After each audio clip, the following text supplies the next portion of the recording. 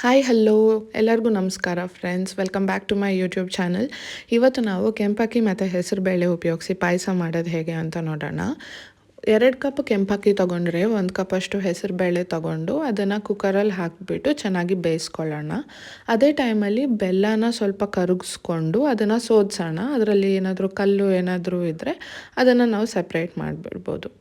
ಮತ್ತು ಹಸಿ ಕೊಬ್ಬರಿ ಮತ್ತು ಏಲಕ್ಕಿನ ಪೇಸ್ಟ್ ಮಾಡ್ಕೊಳ್ಳೋಣ.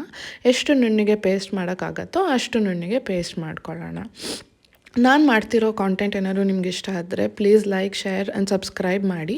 ಆಮೇಲೆ ನಾನು ಯಾವುದಾದ್ರೂ ರೆಸಿಪಿ ಟ್ರೈ ಮಾಡಬೇಕು ಅಂತ ನಿಮ್ಗೆ ಅನಿಸಿದ್ರೆ ಅದನ್ನು ಕಾಮೆಂಟ್ ಸೆಕ್ಷನಲ್ಲಿ ಹೇಳಿ, ನಾನು ಟ್ರೈ ಮಾಡ್ತೀನಿ.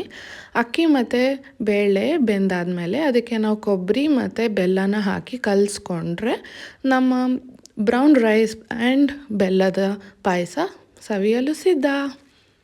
Thank you. See you next time. Bye bye.